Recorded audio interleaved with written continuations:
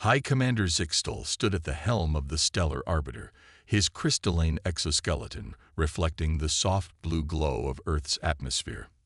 His four sensor stalks wavered slightly as conflicting data streamed across the ship's primary interface. Something wasn't right about this supposedly primitive world. Engineering Chief Vexera, verify these readings again, he commanded, his translator converting his crystalline resonances into standard galactic common. There must be an error in our systems. The chief engineer's tendrils twisted in a gesture of confirmation as she ran another diagnostic. High Commander, our instruments are functioning perfectly. The readings remain consistent. Earth shows only Class 2 technological advancement. Their energy signatures barely register on our scales. Zixtal's crystalline form pulsed with deep purple waves of frustration. The Galactic Council had received Earth's application for Class 4 civilization status just 3 stellar cycles ago. Yet here they were, finding nothing but primitive fission reactors and crude satellite networks. No quantum arrays, no consciousness uploads, not even basic antimatter containment facilities. Launch the probe array, he ordered. Full spectrum analysis. If these humans think they can deceive the Crystalline Confederation with falsified advancement claims, they'll soon learn the price of such hubris. The probes descended through Earth's atmosphere, their sophisticated sensors scanning every frequency of energy and matter. Vexera coordinated their deployment with practiced efficiency, but her crystalline form flickered with uncertainty. "Sir, something strange about their communication networks," she reported. "They're using primitive radio waves and fiber optics, but there's an underlying pattern we can't quite decode." "Irrelevant," Zixtal dismissed. "Prepare the diplomatic censure. We'll make an example off." The ship's alarms suddenly screamed to life. Every system simultaneously flashed warning signals. Multiple quantum signatures detected. Vexera's voice resonated with alarm. "They're everywhere, emerging from subspace."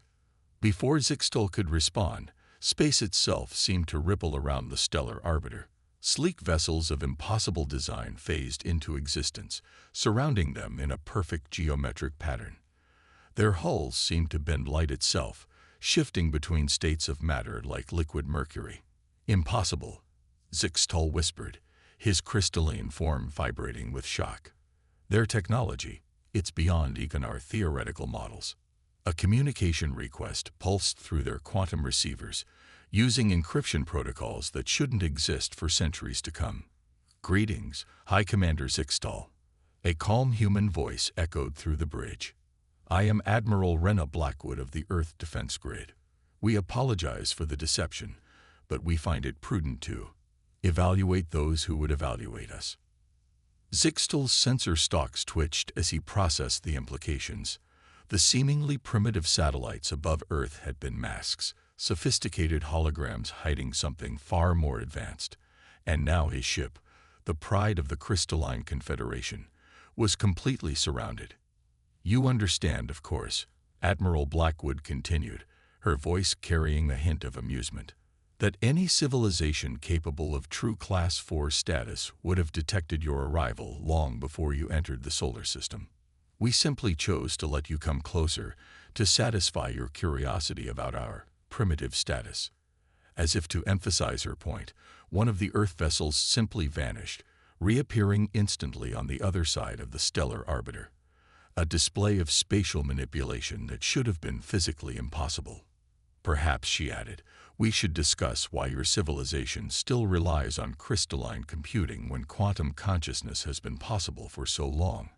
We would be happy to share some insights, assuming you're willing to update your assessment of our status." Zixtal's form pulsed with waves of iridescent humility as he realized the full magnitude of his error. They hadn't just miscalculated Earth's technological level, they had completely failed to understand the true nature of human advancement. These weren't the primitive beings they'd expected to find. This was something else entirely. "Admiral Blackwood," he responded carefully, his crystalline resonances conveying deep respect, "I believe we have much to discuss, and perhaps much to learn. The human vessels maintained their perfect formation around the stellar arbiter, their impossible hulls shimmering with energies that defied conventional physics. In that moment, Zixtal understood that this encounter would change not just his own perspective, but the entire foundation of how the crystalline confederation viewed their place in the galaxy. The question was no longer whether Earth deserved Class 4 status. The question was whether the rest of the galaxy was ready for what humanity had become. The stellar arbiter's bridge shimmered with holographic displays as Admiral Blackwood's image materialized before them. Her composed demeanor contrasted sharply with the astonishing technology that made this projection possible, a perfect, physically present hologram that even Zixtal's advanced sensors couldn't distinguish from reality.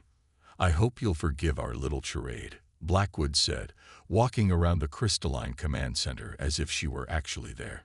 "We find it's better to assess potential allies in their natural state before they put on their diplomatic facades."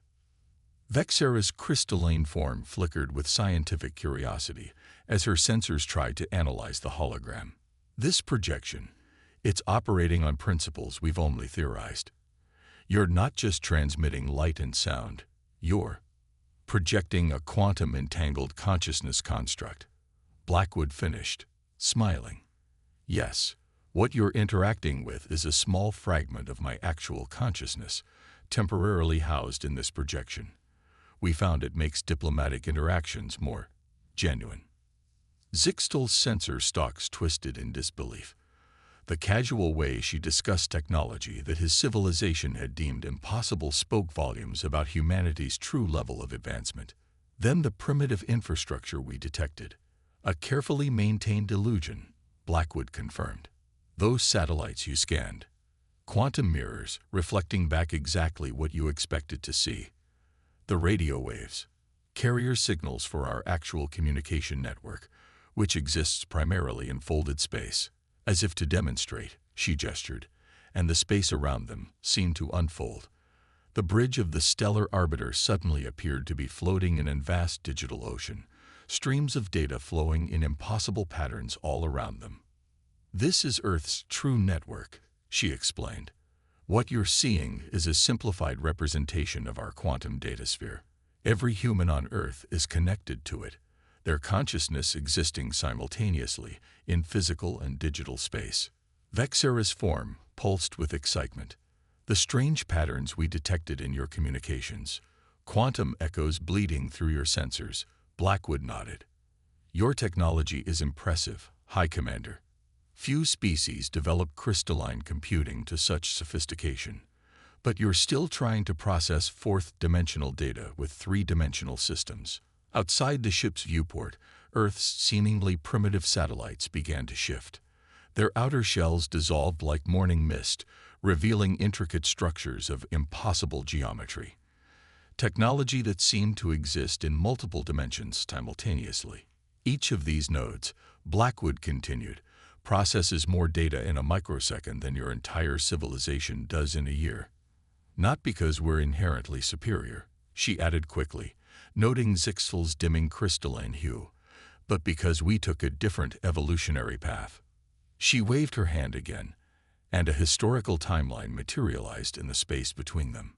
"While most species focused on mastering physical space, we turned inward. We discovered that consciousness itself could be quantized, digitized, and expanded.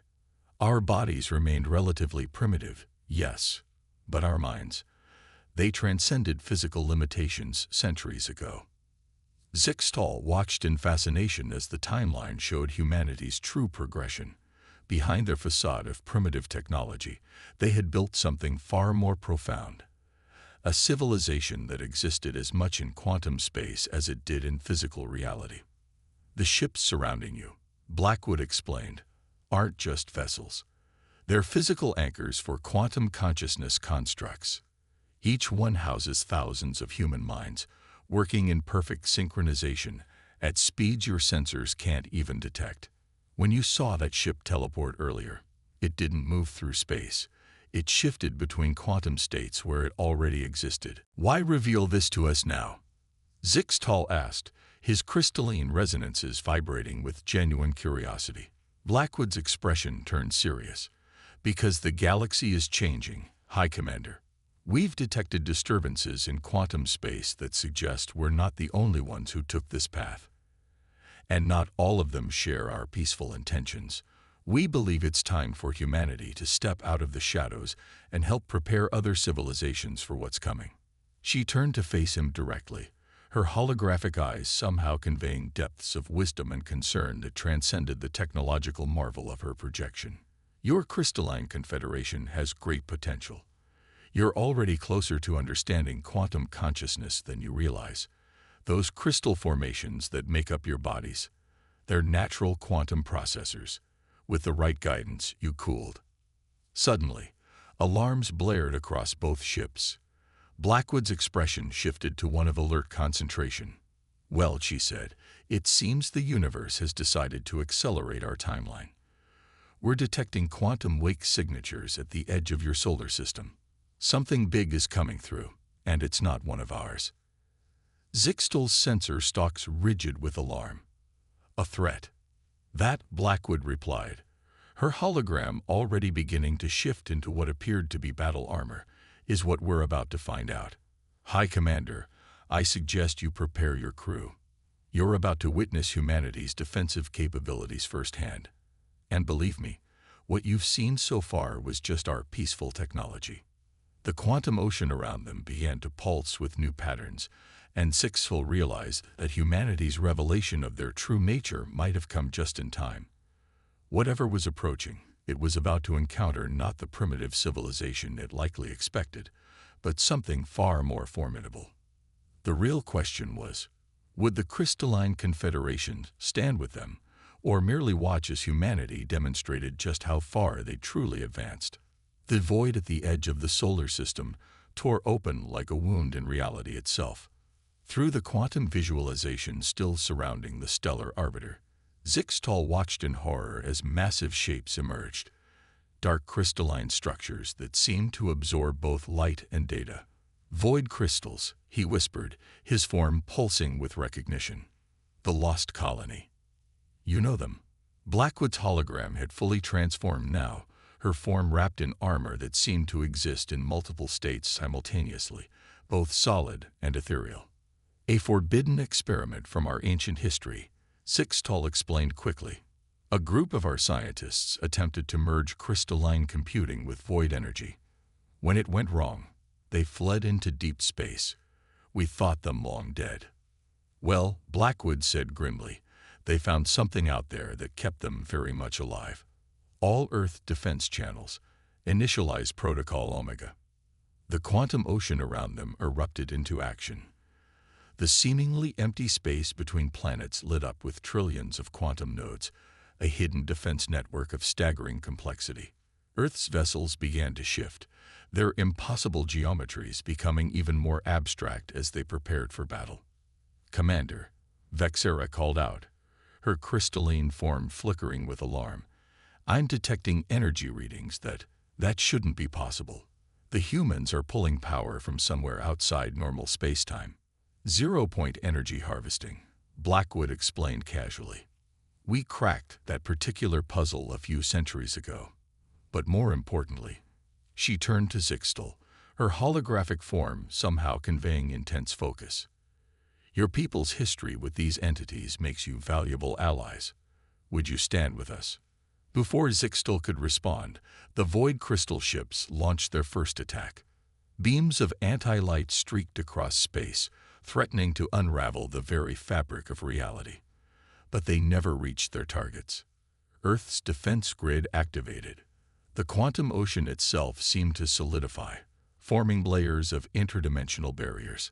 Each beam of void energy was caught, analyzed, and redirected into pocket dimensions created on the fly. Blackwood's expression remained calm, almost satisfied. Now, she said, let us show you why we kept ourselves hidden for so long.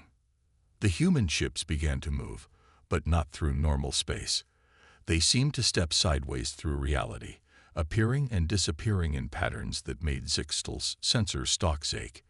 Each movement was precisely calculated, herding the void crystal ships into an ever-tightening formation. Your ancestors, Blackwood explained as the battle unfolded, tried to force a merger between crystalline computing and void energy. They didn't understand that consciousness itself is the bridge. Watch. The quantum ocean rippled, and suddenly every human ship pulsed with a new kind of energy. Streams of pure consciousness, visible even to Sixtel's sensors, began to flow between them. The ships moved now in perfect synchronization, as if guided by a single vast intelligence. 300 million human minds, Blackwood said softly, working as one, each contributing their unique perspective to a unified quantum consciousness construct. This is humanity's true power, Commander. Not our technology, but our ability to share our thoughts, our dreams, our very essence across the quantum field. The void crystal ships began to retreat, but it was too late. The human fleet had created a perfect geometric pattern around them, and now that pattern began to pulse with familiar energy. That's crystalline resonance, Vexera gasped. They're using our own fundamental frequency, modified and amplified through quantum space. Blackwood nodded. We studied your species carefully, Commander. We knew this day might come. The void crystals may have twisted your people's technology, but we learned how to purify it. The resonance built to impossible levels, and then reality shifted. The void crystal ships froze in space, their dark surfaces beginning to fracture as pure crystalline energy poured into them. But instead of destroying them, the energy seemed to be transforming them. Layer by layer, the void corruption was being stripped away, revealing the original crystalline structures beneath. We're not going to destroy them, Blackwood explained, her voice soft with compassion. We're going to heal them. Your lost people, Commander, we're bringing them home. But first, they'll need to understand what they've become, just as you need to understand what humanity truly is. She turned to face him fully. We're not just a Class 4 civilization, Commander. That classification was a polite fiction. The truth is, we transcended your ranking system long ago. We simply chose to stay hidden until we found others ready to walk the path with us. The transformation of the void crystal ships continued, and Sixtel watched in awe as centuries of corruption began to fade. But even more fascinating was the realization slowly crystallizing in his mind. Humanity hadn't revealed their true nature because of the threat. They had been waiting for this moment, a chance to demonstrate not just their power, but their wisdom, their compassion, and perhaps most importantly, their willingness to share what they had learned. Beyond understanding, the transformed crystalline ships hung in space like newborn stars, their surfaces now resonating with pure, harmonious energy. Within them, thousands of lost souls were awakening from centuries of void corruption. But Sixtel's attention was drawn to something even more extraordinary. The quantum ocean around them had begun to change. What you're seeing, Blackwood explained, her holographic form now radiating with barely contained energy, is the integration beginning. Your people's quantum potential is finally awakening. The space between the ships filled with crystalline formations that somehow existed in both physical and quantum space simultaneously. Each crystal seemed to pulse with consciousness, creating a network that bridged the gap between human and crystalline perception. This was never about just saving them, Sixtel realized, his sensor stalks vibrating with sudden understanding. You're creating a quantum consciousness bridge between our species. Yes, Blackwood smiled. But more importantly, we're helping you see what was always there. Your crystalline forms aren't just bodies or computers. They're quantum consciousness processors that have been waiting to be activated. Around them, the quantum ocean began to synchronize with the crystalline formations. Data flowed in new patterns, creating harmonies of information that Sixtel's crew could suddenly understand. It was as if a veil had been lifted from their sensors. The reason we remained hidden, Blackwood continued, wasn't fear or suspicion. It was patience. We needed to wait until we found a species that could help us take the next step. Your people's crystalline nature makes you perfect partners for what comes next. And what is that? Sixtel asked, though part of him already knew the answer. The exploration of higher dimensions, Blackwood replied. Humanity has reached the limits of what purely organic or digital consciousness can achieve. But your crystalline quantum structures, combined with our mastery of consciousness transfer, she gestured at the harmonious network forming around them. Together, we could transcend current dimensional boundaries entirely. Vexera's form pulsed with excitement as she processed the sensor data. The network, it's not just transmitting information, it's creating new states of existence. Precisely, Blackwood nodded. Welcome, my friends, to the first moments of our species' true evolution. New dawn. The transformation happened gradually yet quickly, a paradox made possible only by the merging of human and crystalline perception of time. Over the next few weeks, as the rescued crystalline ships were reintegrated into their society, something profound began to unfold. The quantum consciousness bridge between humans and the crystalline confederation became a gateway to understanding that transcended traditional physics. Crystal by crystal, mind by mind, a new kind of civilization began to emerge. We call it the harmonic convergence, Blackwood explained during the final diplomatic session. Her hologram now resonated at frequencies that matched the crystalline council chamber perfectly, creating ripples of shared consciousness throughout the space. Not a merger of our species, but a harmony between them. The council chamber itself had been transformed. What once was simply a meeting room was now a nexus point between dimensions, where thoughts and energy flowed freely between human and crystalline minds. The rescued void ship's crews, now fully healed, had become the first of a new kind of diplomat, beings who could exist simultaneously in human quantum space and crystalline resonance fields. Our scientists estimate, one of the healed crystalline elders spoke, their form shimmering with renewed purpose, that within a decade we'll achieve dimensional resonance capabilities that would have taken either of our species millennia to develop alone. Zixtal, now serving as the primary liaison between the species, felt the truth of these words in every facet of his being.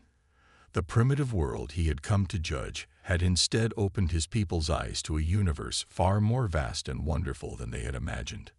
But with such power, he noted, comes great responsibility. How do we ensure we don't repeat the mistakes that led to the void corruption? Blackwood's hologram shifted, becoming temporarily more solid as she addressed this crucial point. By remembering that power isn't the goal, understanding is. Humanity hid our advancement not out of fear, but because we needed to learn wisdom before we could safely share our knowledge. Now, our species will learn and grow together. The quantum ocean that had become visible during the battle was now a permanent feature of space around both Earth and the crystalline homeworld, a testament to the new reality they had created together. Within it, human and crystalline consciousness danced in patterns that gave birth to new sciences, new philosophies, and new possibilities. We stand now at a crossroads, Blackwood concluded, her form resonating with both human determination and crystalline harmony. Not as separate species, not as teacher and student, but as partners in the greatest exploration our galaxy has ever known. Around them, the first joint fleet of human crystalline ships prepared to launch. Their hybrid designs represented something entirely new in the galaxy, vessels that could traverse not only space, but the very boundaries between dimensions.